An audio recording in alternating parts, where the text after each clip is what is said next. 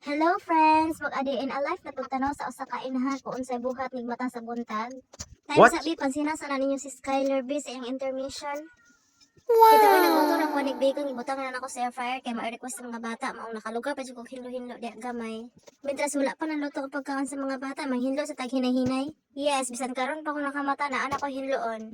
Sayo man guni atog trabaho akong bana maong ako na lang naghinlo. O tarawa sira sila pwede intermission. So kay murag hapit naman naluto ang bacon ang dama na lang What? sa nako sila og rice daan.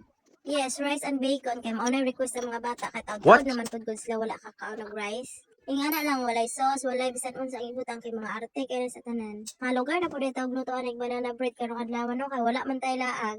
Kapoy man pud sige rag lingkod diri sa balay walay trabaho. So mag-bake-bake na lang ta para natay pang snack pod.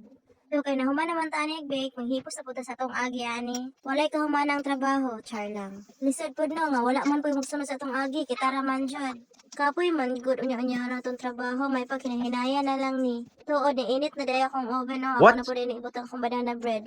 Kay humana man tag paghilo, automatic na dayon mag-init Wow! na kita para sa atong breakfast kay gutom na gyud. Wala na uso ang right sa ato ano, kay inahan naman ta, magsakit na tong ulo kung dili ta mukaon. Ako lang ba ang dali na kayo sa puton kung gutom mo na pag-ayo?